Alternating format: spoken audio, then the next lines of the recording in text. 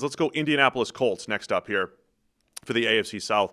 8-9 last year. Biggest story for the Colts is going to be Anthony Richardson versus Daniel Jones, right? Mm-hmm. This Chris Ballard's been there forever, and the forever assessment of the Colts has been, that's a pretty good roster, right? It's a good roster, top to bottom, but I don't know what we're going to get at quarterback with Jacoby Brissett or Phillip Rivers or Carson Wentz or rookie Anthony Richardson or second-year Anthony Richardson. So here we are, year 3 of Anthony Richardson and rejuvenation project of Daniel Jones, 1 year, $14 million to come in, compete with Richardson and see if he can light a fire under Richardson or even steal the job and maybe step into the best situation Daniel Jones has had in his career. Don't forget Notre Dame's Riley Leonard coming up on the rail.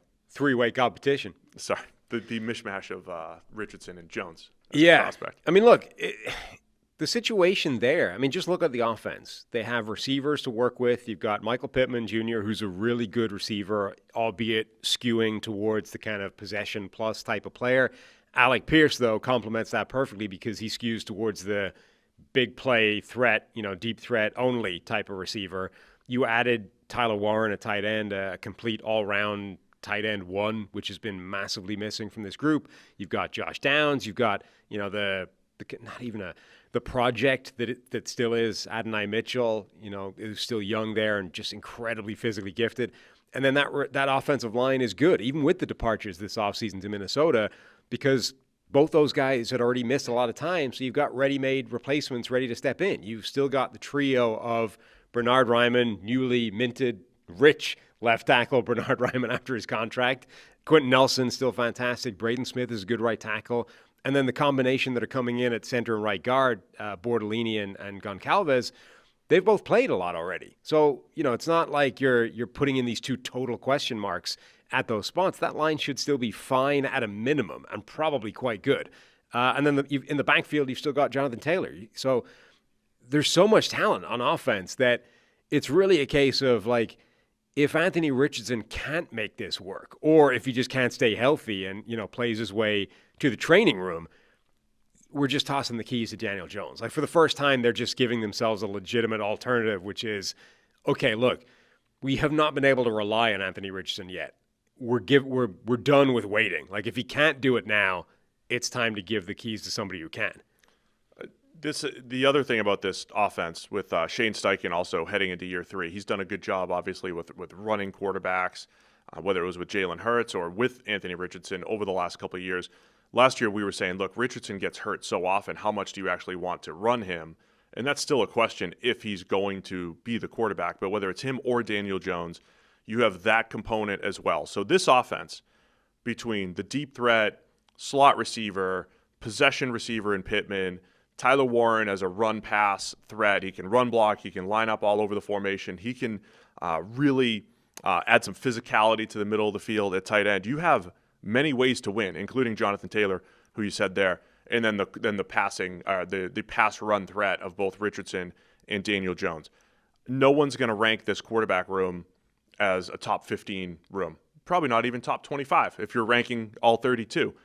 But they have this versatility and ability to win in different ways, pass game, run game, QB run game, that it could be a pretty good offense. Just a matter of figuring out, I think, who wins the job. And, yeah, it's going to be an interesting one because I keep harping on how inexperienced Anthony Richardson is. And I think there's an element of how secure does Chris Ballard feel at this point? How secure does Shane Steichen feel at this point?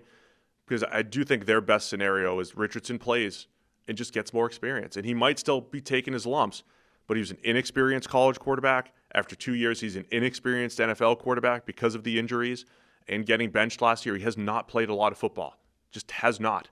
And it might take him another couple of years. I'm not saying he's definitely going to become good, but before you really gave him a shot, you still probably have to see a good 16 to 24 games before you make a call here on Richardson. I just think they're out of time to give him that breathing room now. And I'm speaking generally, not just from the Colts perspective. I'm saying for another NFL team, I've said before, if you're a QB-needy team and the Colts are going to sour on Richardson, you buy low on him all day just in case. Yeah. Just in case. Of course. He could figure it out with more time. Yeah, his time in the NFL is far from over. But his time as a starting quarterback is on life support right now. And the Colts and Chris Ballard, those guys are under pressure because in part of drafting Anthony Richardson and taking a guy that high and saying he's going to be our guy, and it hasn't worked so far.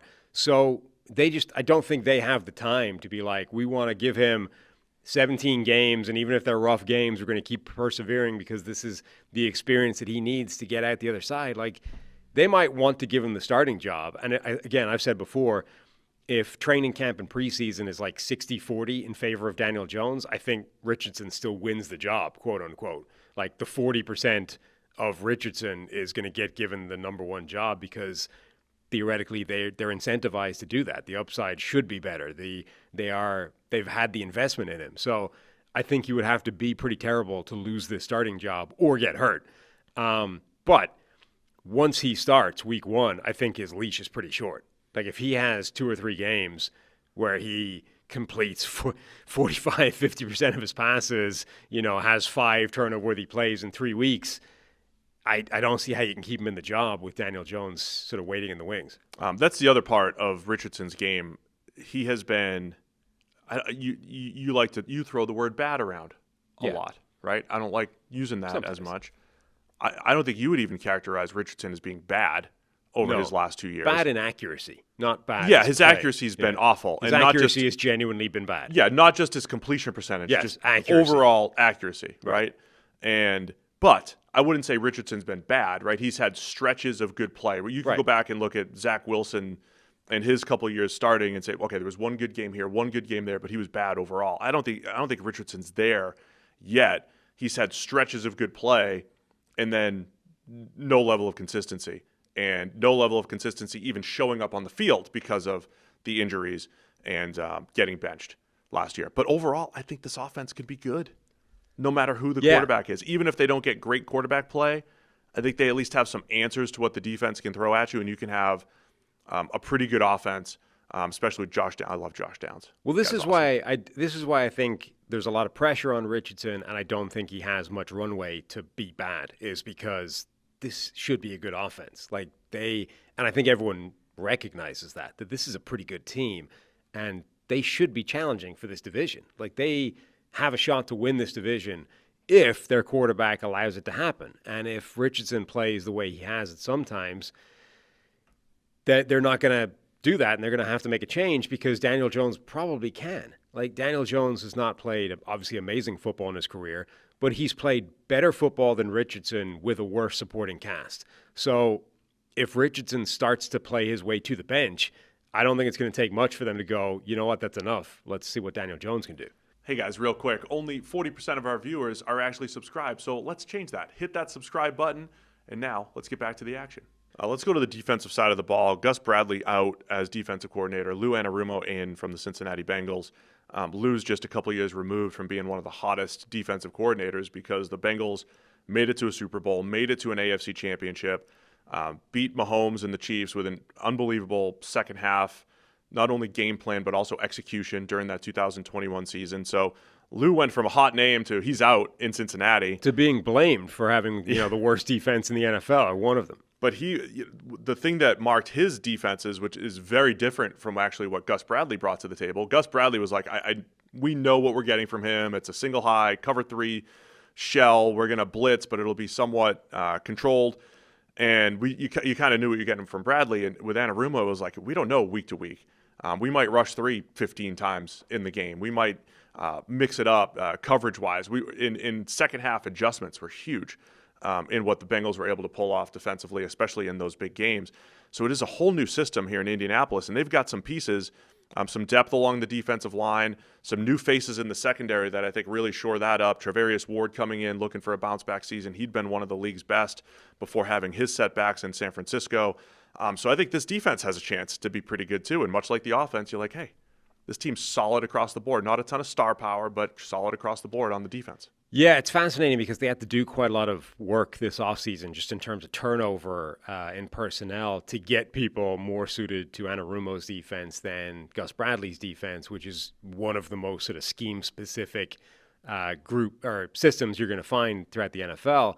So they've done a decent amount of turnover. I think there's some good talent there, though. So I'm fascinated by what we're going to get in year 2 of Laiatu Latu. I was a little bit disappointed by him in year one. Not that he was bad, but that I expected him to hit the ground running in a serious way, and he didn't really. He was such a technician. He was so far advanced with his technique and how many ways to win he had and his tool bag of pass rushing moves, and we didn't see a whole lot of that as a rookie. So I'm curious to see if he can take a big step, if JTT, the Ohio State edge rusher that they drafted this year, who in a way it has some similarities to Latu in terms of very advanced technique-wise, has quite a broad range of moves, and theoretically should be quite a hit-the-ground-running type of player.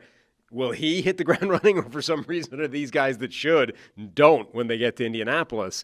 So they've got some interesting players on that defensive line, and overall I think the group should be solid. Yeah, it is. That's what it is. I love DeForest Buckner. I mean, I love him overall. I say there's no stars on this team. I've joked about Jake Matthews of the Falcons as an offensive tackle as the most consistent player in the NFL. I put DeForest Buckner right in that bucket. That dude is so tough to block, rarely misses time.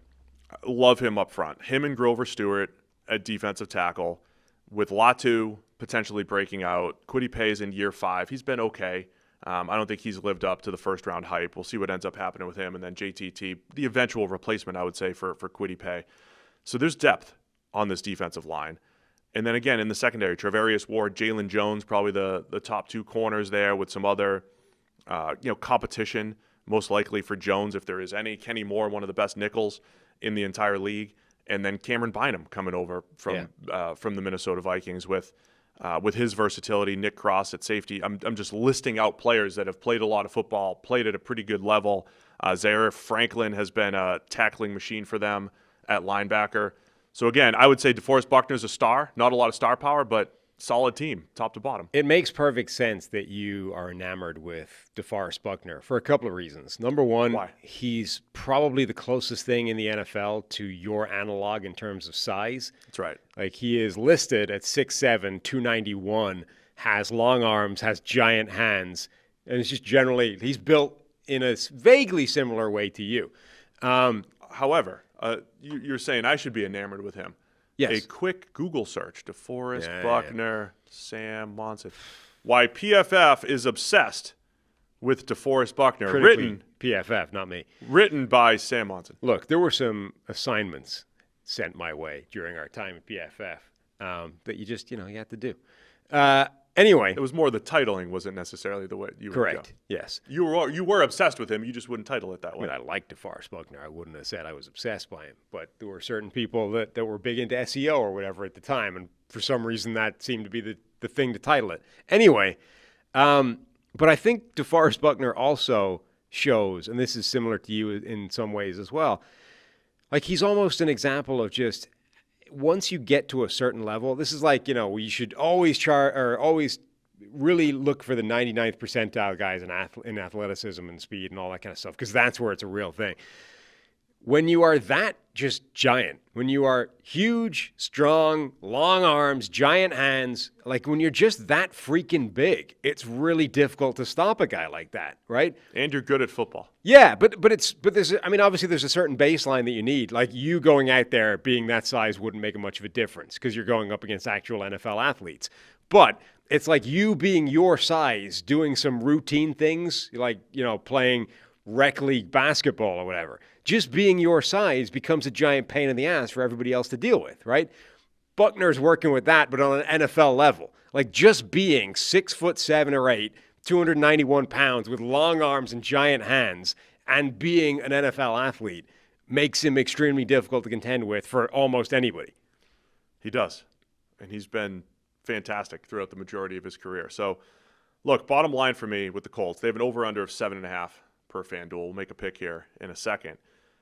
The Colts have a good roster top to bottom. Again, during the Ballard era, I still think they could use some more star power. Or, and that would help if they had some more impact players. But they're good up and down the roster. It's going to come down, obviously, to the quarterback play, Anthony Richardson and Daniel Jones.